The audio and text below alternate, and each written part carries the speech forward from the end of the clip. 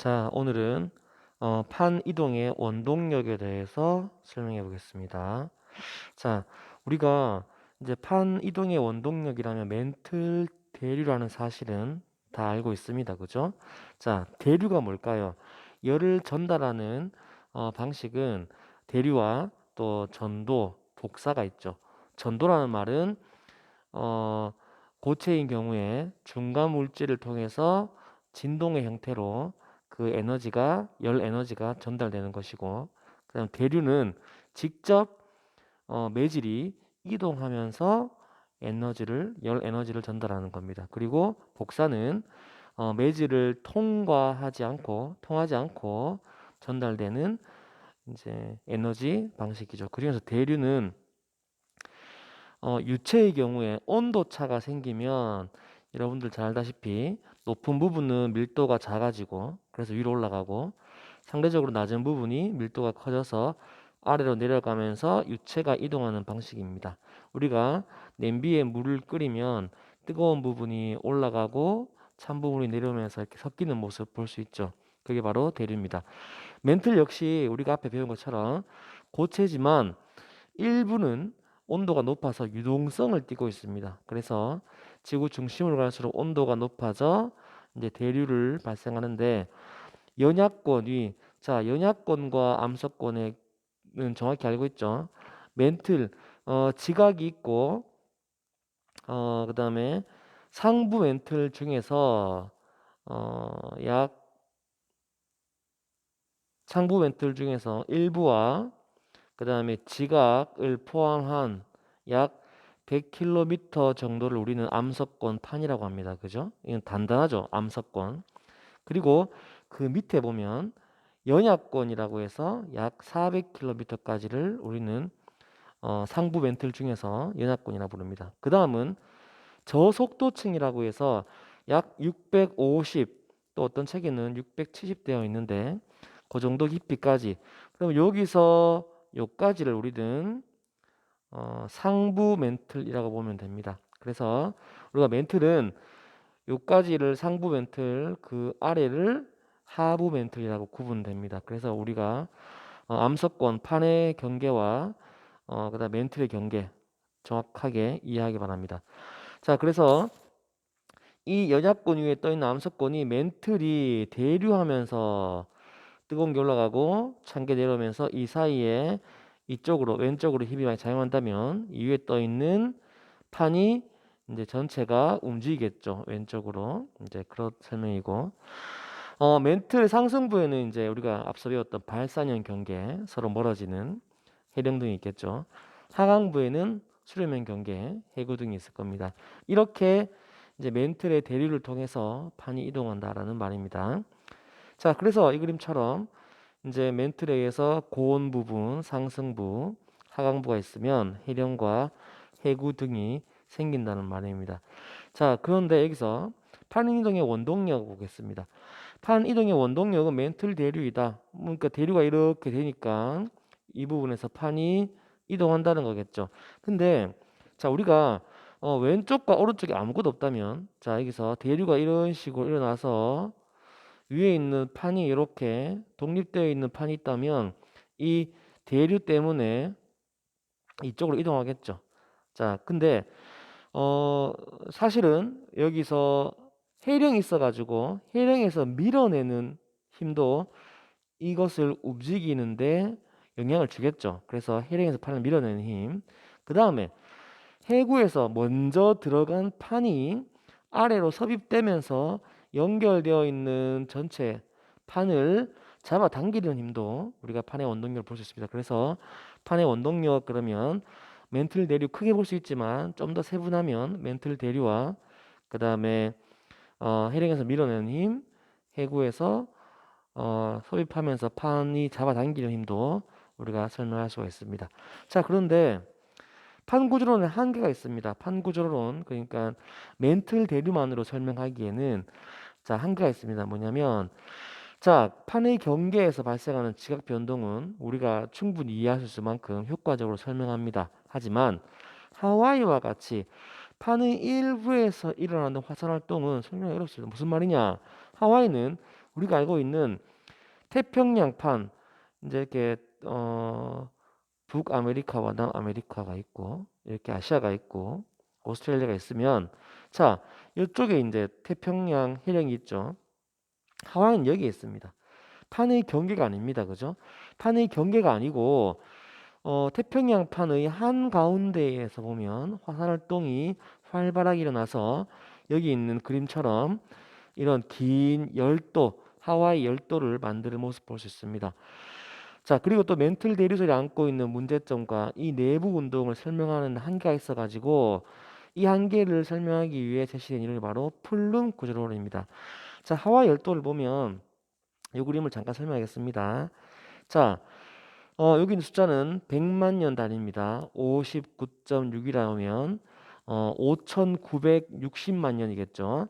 자, 이전에 생겼고 그 다음 생겼고 이런 식으로 이렇게 화살표로 갈수록 최근에 생긴 걸 알 수 있죠. 그래서 하나가 생기면 또 태평양판이 이동하고 또 하나가 생기면 또 이동하고 그러면서 점점점 판의 이동과는 관계없이 판 아래, 우리가 판이 이렇게 있으면 판 아래 있는 부분에서 화산 활동이 활발하게 일어날 수 있는 어떤 영향을 주는 부분이 있어야지만, 판이 이동하면 이동하고 생기고, 이제 아까 생긴 게 이동했죠.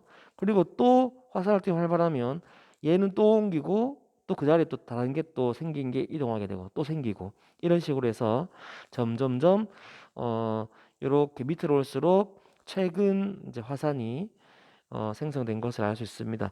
그리고 또 한 가지 보면 이 부분과 이 부분이 이제 판의 이동 방향이 바뀐 걸 알 수 있죠. 맞습니다. 여기서는 이렇게 점점 이전에 생겼던 것들이 위에 있다는 말은 판이 북쪽으로 이동했을 것이다 라는 걸 알 수 있고, 이 부분은 이렇게 약간 아까보다는 훨씬 더 누운 이제 북서쪽으로 이동했다는 것을 알 수 있습니다. 이런 것들도 우리가 탐구 활동을 통해서 한번 알아보도록 하겠습니다. 자, 그러면 플룸 구조론은 그 멘틀 대류, 판 구조론의 큰 틀이었던 멘틀 대류와 어, 대류에서 나타나는 그런 한계점 어떻게 설명하는지 한번 보겠습니다. 자, 플룸 구조론은 지구 내부의 온도 분포가 불균일하다. 이게 다 중요합니다. 물론 아까 전에도 멘틀 대류에서도 물론 온도 분포가 불균일하죠. 자, 근데 여기서 온도 차이로 인해 밀도 변화가 생기고 이로 인해 고온 멘틀 물질이 상승하고 저온 멘틀 물질이 하강한다. 자, 이렇게만 보면 멘틀 대류소가 크게 다를 게 없습니다. 그죠? 근데 거시적으로 큰 대류만 있는 게 아니라 아까 말했던 것처럼 고온의 멘틀 물질이 상승하는 부분이 거시적인 대류만 있는 게 아니라 밑에 있는 이런 뜨거운 플룸에서부터 올라오는 부분이 이제 존재할 수 있다. 그게 대류와는 별개로 또 발생할 수도 있는 것이고, 이제 그렇다는 설명입니다. 자, 차가운 플룸은 뭐냐? 하강하는 저온의 멘틀 물질이 있겠죠. 이런 데서 해구 쪽이겠죠. 주로 해구에서 섭입하는 물질인데 상부 멘틀과 하부 멘틀 경계쯤에 쌓여 있다가 다시 이것이 이제 밀도가 크기 때문에 가라앉게 되는 이제 그런 것을 우리는 차가운 플룸이라고 합니다. 그리고 이렇게 가라앉은 다음에 알려진 바로는 외해까지 이 찬 플룸이 내려가면서 이 내액에서 영향을 받게 되고 또 영향을 주면서 또 이런 상대적인 온도 차이나 온도 변화 그런 것 때문에 상대적으로 다른 곳에는 이렇게 뜨거운 플룸이 생성되면서 여기에서 이제 위로 올라가는 밀도가 작기 때문에, 그래서 차가운 플룸과 뜨거운 플룸이 생긴다는 것입니다. 자, 이것을 보면 크게 보면은 대류처럼 보입니다. 그죠? 여기서 흐를 수 있고 이렇게 이동할 수 있고. 자, 그런데 하와이 같은 경우는 이런 뜨거운 플룸이 이 대류와는 상관없이 이렇게 만약에 올라간다면 플룸이 여기 하와이 생길 수 있겠죠. 그래서 그냥 판구조론에서 말하는 대류와는 약간 다른 설명인 것을 우리가 알 수 있습니다. 자, 플룸이란 말은 보통 무슨 연기 모양을 의미하죠. 근데 여기서는 기둥 모양의 멘틀 물질, 이제 기둥이란 말은 어떤 특별한 성질을 갖고 있다는 말이겠죠. 그죠? 차가운 성질 가지고 있는, 뜨거운 성질을 가지고 있는 그런 것을 우리는 플룸 구조론에서 플룸이라고 부릅니다. 자, 그러면 자, 그림을 한번 다시 보면 여기에서 아까 전에 말했던 참플룸이 머물러 있다가 내려가면서 외핵과 상호작용해서 교란을 일으켜서 또 상대적으로 뜨거운 부분이 생기면서 이렇게 상승하는 뜨거운 플룸이 만들어진다는 것입니다. 자, 그러면 열점이라는 것은 우리가 뜨거운 플룸이 지표면과 만나는 점 아래에 있는 것으로 열점이라고 그러는데 우리가 아까 봤던 하와이 열도 같은 것들이 열점 때문에 생성됩니다.